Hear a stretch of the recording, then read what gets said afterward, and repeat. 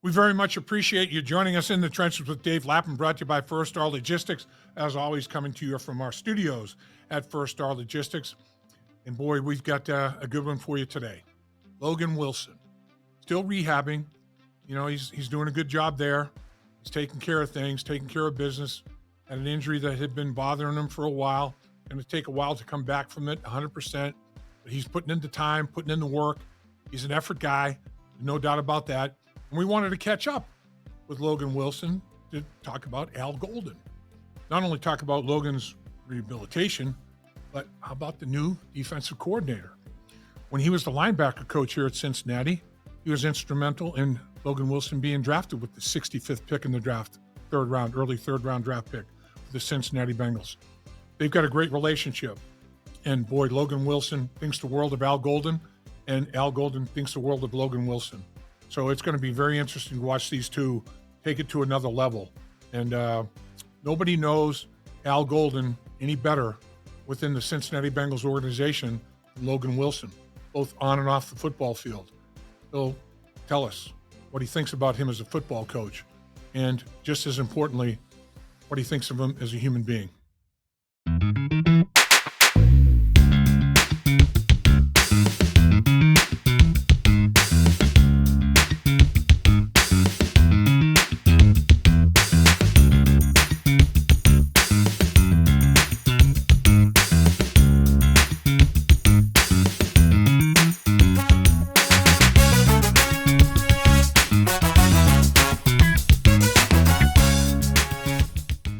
We know there's a lot of things you could be doing, so we appreciate you carving time to join us in the trenches with Dave Lapham, brought to you by First Star Logistics. As always, we're coming to you from our studios, provided by First Star Logistics as well. And these studios are one of one. They are as good as it gets, as is our special guest. He's one of one. He's as good as it gets. I'm talking about Logan Wilson, linebacker, Cincinnati Bengals. This guy is good at football IQ as I think I've been around, and then he's got the physicality and all those things to back that up. I mean, smart football player that makes plays in the running games, makes plays in the pass game. He's on the field every snap for you. He's one of those guys that never off the football field. He's got the green dot, man. He's the guy that coaches are communicating with, calls and all that sort of thing. Welcome, my man. Appreciate you. Appreciate you having me. Happy to be here. So I guess first and foremost, all Bengals fans, all of Bengal Nation is like, how's Logan Wilson doing? How's the rehab coming? How are we progressing there, sir? We're coming along. We still got a lot of work to do, but there's plenty of time for that work to be done. I like it. Well, you're one of those guys. You've got a pain tolerance extraordinaire. You're as tough as nails. You're as tough as it comes. I bet you were dealing with this for a little bit, weren't you? Yeah, I've been dealing with it for quite some time. I probably should have gotten it cleaned out a while ago. It just got to the point, obviously, during the season where I had no choice and decided to shut it down. And hindsight's always 20/20. Should have just gotten it fixed last year, but didn't necessarily realize what was going on in there. And so, Right. That's just the cards we were dealt. Well, you look good, man. Looks like you're working out hard. You're getting after it a little bit, aren't you? Trying to enjoy some of this warm weather here in Florida too, and start getting back into the training gig. There we go. All right, so the guy the Bengals bring on as defensive coordinator, solid gold, Al Golden. You and Al Golden have a strong relationship. Obviously, Al Golden was a linebacker coach, and I remember him coming back. Because the coaches, they have their scouting responsibilities. They make trips. They go see prospects. And I remember him talking about when he came back from Wyoming, man, this guy's a player now. He was talking about Logan Wilson.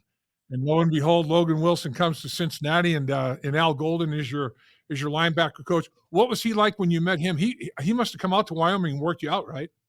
Yeah, he did, and that was I don't know how many pro days actually got in that year, because that was right when the country started shutting down with COVID. Right. So, it's funny. All I remember from my pro day was I think there was about 5 days between the combine, and then I had to go back to California where all my stuff was, and then travel back to Laramie. And so, if you don't know anything about Laramie or Wyoming, we're at the highest stadium elevation in the country, so it's feet. And so when you're training at sea level for 2 months, and then you go up to 7,200 feet with not enough time to acclimate your body, for those who know all the science behind it, um, you get pretty gassed pretty easily, and you feel like you're out of shape. And so we were doing drills, and there was just another linebacker that I play with, Cash. Him and I were going through the drills, and he stayed in Laramie to train, and so he was used to the elevation, and was not. And that was my first time of really like getting a taste of the elevation, because you hear, I mean, I know about it, but I grew up Right. in Casper, which is like just a couple thousand feet less. But when you go to sea level and go all the way up, man, it's crazy. You're gassed pretty easily, and so that's what my pro day was. Is I was like, oh my gosh, I can't even like keep up with these drills he's putting me through, and he's just crushing me. But it obviously ended up working out, and I met with him at the Senior Bowl a little bit, not necessarily one on one. During the Senior Bowl, you flip coaches, or flip coaching staffs, meaning you just do like one meeting with like the linebackers coach, and Right. they would ask you questions, and then they obviously got to evaluate you, and he liked me enough to pull the trigger and help the organization draft me, and so always forever indebted to that piece of him. I'll tell you, yeah, he was all over you from Jump Street, man. There's no question. The Senior Bowl just kind of like that was frosting on the cake, I mean, that just in his mind, I think, solidified everything he already thought and knew. You're right though about that elevation. I remember, people would be, "Oh, where do you go to Denver to play the Broncos, dude? You just wait." Yeah, Like, "Ah, come on, man, that's overrated." I'm like, well, yeah, not it's real. overrated, bro. It's real. It's real. That's why our little mantra at the University of Wyoming is they always put up signs that says, "How's your oxygen?" Like that's the mantra. So I always joke about it, but I've never really experienced it until that time, and that's probably my only time I've experienced it that way. I guess when I go back home to train a little bit, my watch on my data will tell me it takes about 2 weeks to truly acclimate to an altitude like that, and so Huh. you going back with like 5 days ahead, that was not enough time. It's crazy. It's crazy. So you had him as a linebacker coach a couple of years, and then he goes to Notre Dame as a defensive coordinator and has tremendous success. I mean, they went on a run last year. Obviously, didn't get it done against Ohio State, but I mean, they set all kinds of records, and defensively they were just extraordinary. I mean, turnovers, takeaways, that's his big deal. Red zone defense. I mean, you name it. They were top 10, top 5, top 2 in the Yeah. country in a lot of these categories. What is it about him, Logan? What is about Al Golden that makes him the coach that he is? Is it his teaching ability? What is it about him?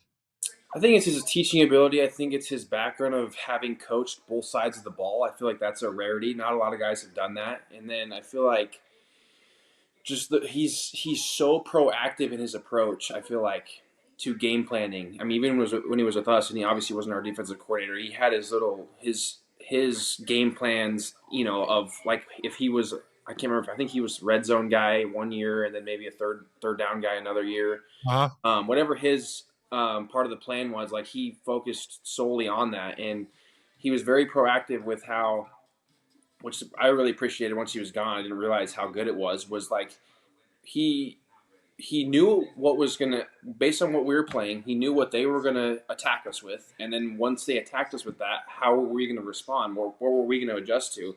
He was playing the game within the game. He was already ahead of the game, and I feel like that's why. He was a big part of our run defense being that year. I think that when we had, I think I watched your interview with him. It was like 105 yards a game or something like Yeah. that Yeah. year we went to the Super Bowl. Yeah.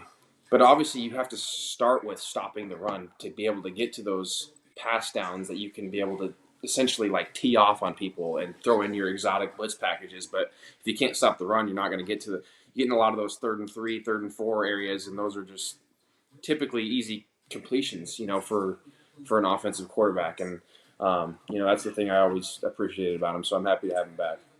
He is an extremely detail guy, isn't he? I mean, it's Yeah. all the little things are important things, aren't they, with him? Oh yeah, and that's what you appreciate most about him is he's not going to tell you something he hasn't been through, but then at the same time he asks for your opinion on things because you're also an experienced player and you've seen things and you might see something different. And in reality, you're the guy that's on the grass having to call the shots when stuff's going. And so if you see it one way and he sees it another way, he's going to lean towards how we see it as players, which is appreciated because especially if someone hasn't necessarily played at this level, like stuff in the NFL goes faster than it does in college, and everything's flying around. You got to be able to process stuff, but also react and play. And so that's another piece that I obviously have appreciated about him, and I've already seen him touch on that kind of stuff within his interviews, with you, and then in the media today. I think it was today in Cincy. So he's a player's coach for sure, but he'll Yeah. get when you need to be gotten after, which is great. Is that right? He will. He'll knuckle down when he needs to, huh? Yeah, well, I feel like it's funny because the way I think he touched on like culture and relationships today, Right. with the media I saw, and it reminded me of my rookie year. Like we had. I mean, granted, my rookie year we had 4 rookies in that linebacker room. There was I got drafted, and then Akeem got drafted, and then we had Marcus, and then we had Keandre, who was undrafted, and so we had 4 rookies in there, and I felt like he was pretty hard on us, but I feel like that's just life of a rookie. I feel like everyone's hard on you as a rookie because you're trying to figure out your footing, you're trying to process everything. And granted, that year we had no OTAs. I guess we had OTAs, but they were Zoom meetings, and you can only learn so much from Zoom meetings. So that year he was tough on us, but I feel like the second year, I feel like it was a little more laid back because he figured out who we were and we figured out who he was, and then we were able to work together to try to obviously win games on Sundays. I asked him about that, what you're describing, Logan, a little bit earlier when you were saying, the fact that he played tight end, he coached tight ends, he coached linebackers. I mean, he's a both sides of the ball kind of guy. And I asked him a question, might have been I can't remember. I think it was at the presser, or I can't remember. It was the podcast of the presser. We're running together now, but I said, what has that done for you? How is that getting you prepared for what you're doing now as a coordinator? And even last year at Notre Dame, he goes, game day. It's a big advantage on game day because I'll see blocks, how are they combo blocking? What are they doing, from my offensive past and be able to translate it to what needs to be adjusted defensively or whatever. And Yeah. like you say, he's seeing that but then he empowers his players. I mean, like you're talking about, he asked you guys coming off the field, all right, this is what I see a little bit here from the sideline, but what are you guys seeing? What's the deal? Where are you guys with this? I mean, that's pretty powerful. Oh yeah, for sure. And it's like his preparation throughout the week. I mean, he's like it's go go go go go go, and then on game days, it's like he's calm, cool, and collected because the hay's in the barn. Like he did all the work he needed to do to prepare for the week, and then on Sundays he's playing the game within the game, and I'm excited for him to be the defensive coordinator, for me to be getting the calls from him, and just to see how everything goes. But he's been like that. It's so funny because if you see him throughout the week of practice, you wouldn't think he's like that on Sundays. And he really is. Like he's calm. He doesn't yell at guys. He just makes sure we're all on the same page. We're all on the same page within these adjustments on whether that's the D line or within the coverage, and then that allows us to go out there and play fast. Yeah, he wants all levels to understand what's going on. He wants the defensive line to have an idea what's going on with the linebackers and vice versa. And Yep. linebackers to the back end of the linebacker. He wants that communication to be like all inclusive. And Yes. Man, he's really really sharp about that kind of thing. He was talking too about it starts during OTAs and minicamp. He goes, I start putting things in each. I've got 10 different installations I'll do, and I'll get stuff in, and then I'll start drawing things, on a weekly basis. And he said, I'm not a guy like on Friday night after we go through a week of practice, and then I'll say, oh man, I hit this. Oh, eureka! Here's this idea. Yeah, I don't do that stuff. I don't come out of the blue or something and tell my defense, hey guys, you know what? We're going to do this. We're going to do, even though we haven't repped it, we're going to do this on Sunday. Yeah. He'll never do that kind of thing, right? No, I wouldn't think he would. I mean, especially in a situation like that, that's hard. Like now you're limited with so many repetitions, obviously throughout a typical game week once you get to the season. Right. But I feel like that's where in OTAs and through training camp, like you install those things, the main stuff, so that you're getting a ton of reps at it. So then when it comes to the season, like that stuff's just second nature. Yeah, He's all about some of his sayings are just extraordinary. I mean, he reminds me a lot of like Paul Brown. Paul Brown had these say a lot in a few words kind of thing, and the familiarity that you have with him and he has with you and other players from being there. And um, he talks about one heartbeat, like we were talking about. He wants his defense to play with one heartbeat, wants everybody to understand not just what you're doing, but why you're doing it Yeah. and why you're hitting this gap, because what they're doing up front it necessitates you being in this gap, and everybody better be in that gap. It's the AAA, man. It's alignment, assignment, adjustment, and everybody, no freelance, no hero ball, man. Everybody do what you're supposed to do. Do your job, right? That's him to a T. Yeah, for sure. And I feel like, especially that's when you get to another level on defense is when you understand what you're doing and how it affects the guys around you. Meaning, like a lot of that, like specifically with run fits, like why are you?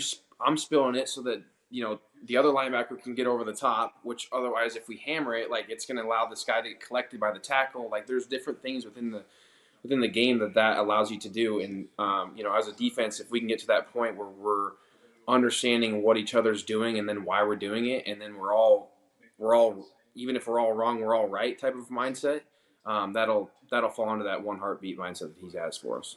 Yeah, I mean, great coaches that I played for. It's like, you know what? Like you said, even if we're all wrong, we're all right. Mm-hmm. If you're making a mistake, if you're making it decisively, it's not horrific. But Yeah, if you're like, hey, but damn, if what I would do, and you don't do anything, that's the worst thing you can possibly do. Decide on something and go 100,000%, man. Usually it works out in some way, shape, or form. Maybe yeah, not as well as if you did your job the right way, but if you're doing it 100%, then it's that's the second best scenario. Best scenario is know your assignment, do your job. right. If you're gonna screw up, go 100% when you screw up, right? Yeah, but you can't. They should. But one thing like he shouldn't have to do is coach effort on our team. That's how. I mean, I've always been a firm believer in effort, and that's why I've always played that way. But that's how you can allow like a potential 50-yard run and turn it into a 10-yard run type of thing. Because if it gets out the gate, you're always running to the ball, and he harps on turnovers, and obviously we're gonna work on that and stress on that with ball disruption drills, all throughout practices. And obviously, when you're constantly doing those drills, then you'll constantly be thinking about it, and then that's even second nature as you're running to the ball, and you're essentially while you're running to the ball, you're analyzing where the position of the ball is. Does he have it high and tight? Is it loose? Can you punch it? Can you rip it? Like all those different things that when they become repetitive, it's just second nature. And watching the Philadelphia Eagles game, their defense, they were getting at Yeah, if somebody got up off the ground and was just starting to get themselves in position to they would go right for the football, man. They were going yeah. right for it and punching it out of there. It's unbelievable. Well, that we have a drill like that that's called a stumble bump, and so like typically when you're an offensive player and you're holding yourself up or you're coming back up, you naturally like lose security of the ball, and that's usually the best time as a defender to be able to punch the ball out. Hi, Bart. One thing about him, what's your dog's name again? It's Olaf. What is it? Olaf, like Olaf. the movie Olaf. Frozen. The man. He's looking good now. All right, so another thing he talked about was having the clear plan, avoiding the gray area. He said, I'm all about avoiding that gray area. I want everybody to be speaking the same language. But the ball disruption thing, obviously humongous. Fundamentals. The other thing is the great coaches that I played for, they keep it simple. It's not like they'll maybe window dress it differently, but the Yeah, concepts are very, very simple. There's not that much that you can screw up from a conceptual standpoint, because the great ones, they have a way of like repetition of the same things over and over. Keep it simple, and man, you can do it in your sleep. I mean, you can sleepwalk. yeah. Well, the saying "keep it simple, stupid," right? Exactly. Yeah, I mean that's the best way to go about it. I feel like when you start getting too complex, guys just you're doing more thinking than you are reacting, and this game is truthfully all about reacting, especially at this level. You got to be able to react to what they're throwing at you.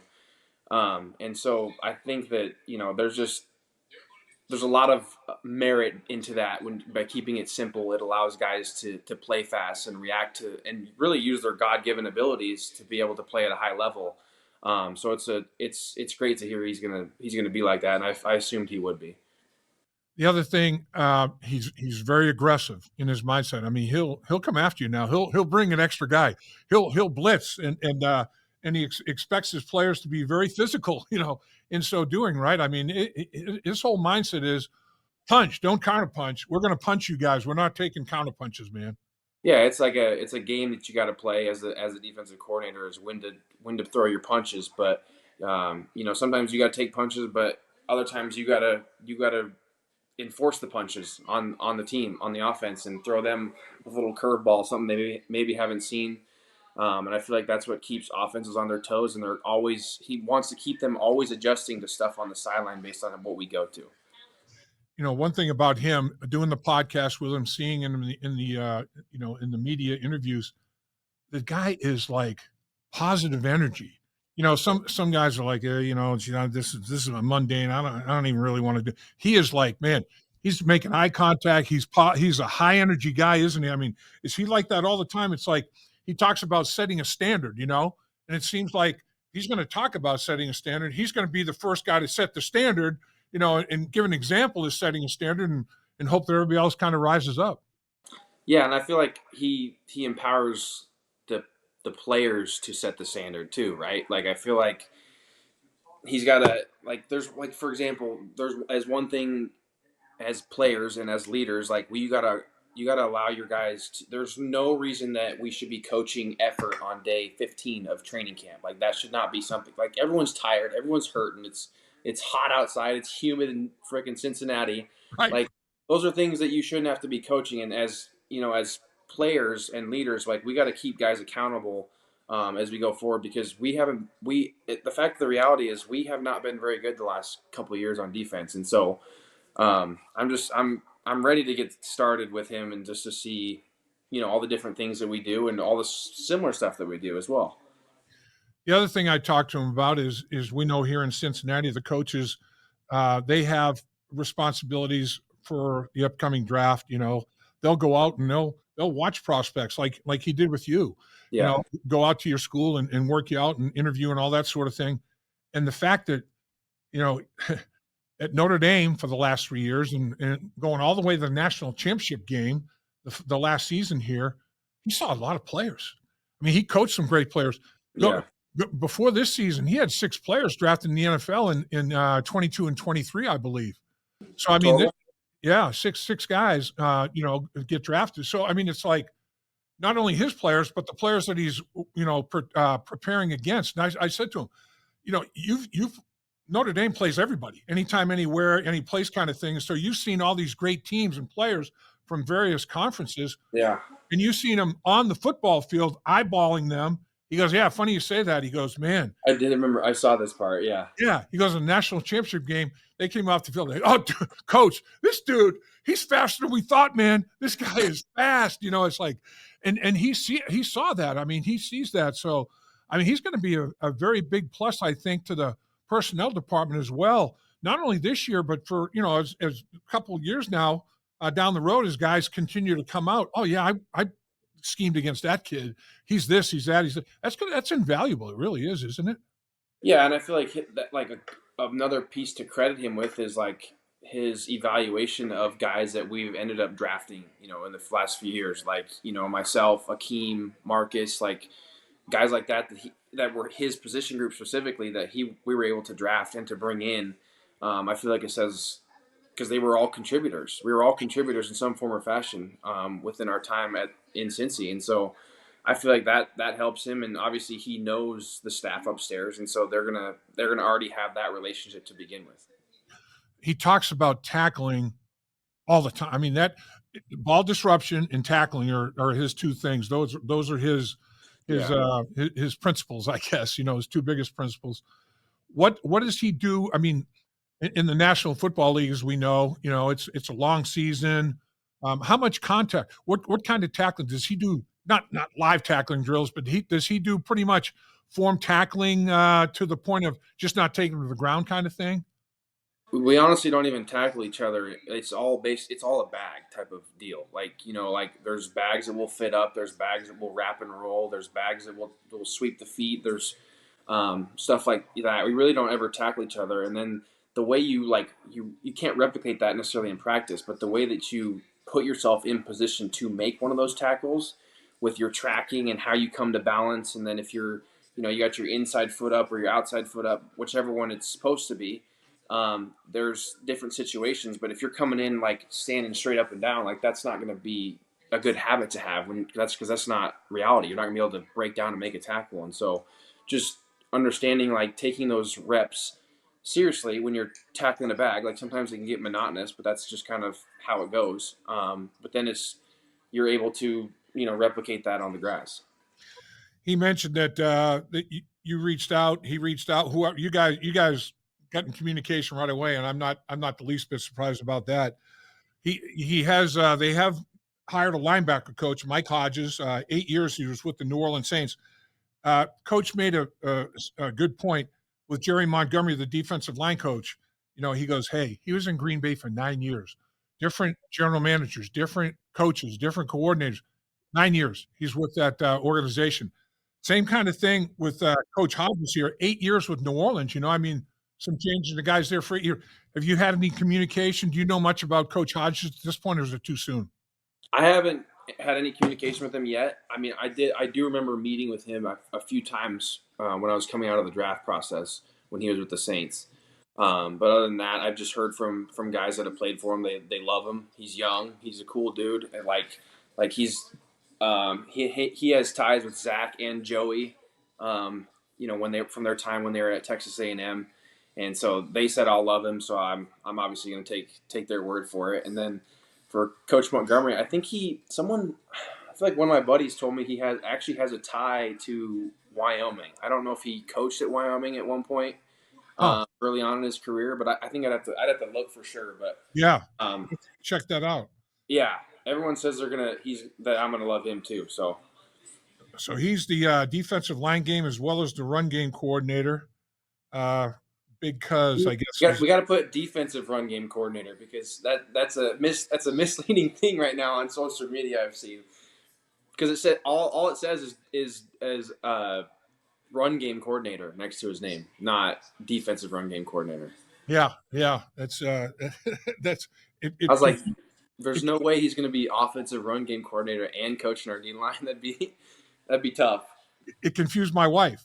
She said the same thing. She goes, "He's the run game." I said, "No, he's the defensive run game." Defensive. You have to scheme against the run on the defensive side. Yeah. So yeah, it's very interesting. Well, and Jordan Kovacs, Charles Burks, those guys stay on the defensive staff. Yep. That's obviously you have some continuity there, as well.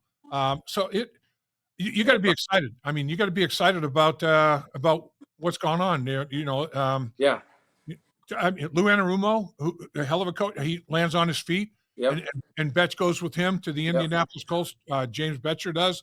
So I mean, they get themselves another opportunity, and in comes a new coaching staff for your defensive football team, and I'm sure Coach Al Golden, he's going to lean on you, because I know he thinks extremely highly of you, not only as a football player, but as a human being and a leader and all that sort of thing. It's going to be very interesting. It's going to be a lot of fun watching it all unfold. I think it's going to be exciting. I really do. Yeah, I mean, I'm definitely excited to meet some of the new coaches. Obviously, I know Al and JK and Coach Chuck, and so and even Ronnie, who was our linebacker assistant last year, he's back too. So there's still some continuity, and I obviously have an idea of what kind of scheme Al runs. So it's going to be. We have a lot of work to do. I think that's a good thing. That means we have a lot of room for improvement, and so. Just kind of looking forward to being back at Cincy once OTAs start. And finally, you mentioned Young. That seems to have been a focus, for Zach a little bit here. Jerry Montgomery is 45 years old. Mike Hodges is 38 years old. Jordan Kovacs is younger than that. I mean, and so is Coach Burks. It's a young defensive staff. That doesn't mean that they're not experienced. I mean, both Kovacs and Burks have been with the club for 6 years now. I mean, they've got some time invested here. And like we said, Hodges with New Orleans for 8 years, Montgomery with the Packers for 9 years. And you got young guys, but have significant NFL experience. Yeah, and I feel like that's always good for a player's relationship to have a younger coach. I think that sometimes, especially with this, the way stuff goes now, I think just with kids, they're able to relate maybe differently than a coach who's in his 60s or 70s comparatively. I think that just allows guys to have more of a relationship, more than just a me telling you what to do type of relationship. And so that allows guys to feel like they're cared for and they're wanted, and they go out and play and perform at a high level. Well, that's what you've always done for the Cincinnati Bengals. You've gone out and played and performed at a high level. There's no question about that. So keep working on that rehab. I know you will. There's nobody that works any harder than you do. And I know that in due time, it's going to be 100%. You're going to be ready to rock and roll as you have been. Yeah. Can't thank you enough for your time. Appreciate it. Enjoy some fun in the sun, man. I will. Thanks, Dave. Dave Lapham here. While games are over for the season, there's no off-season for In the Trenches with Dave Lapham or First Star Logistics. First Star Logistics gave away great prizes during the season, which will continue with exclusive content in the First Star Media Group YouTube channel. So please, do me a favor. Subscribe to In the Trenches, hit the like button, and visit the First Star Media Group YouTube channel for exclusive content and special giveaways.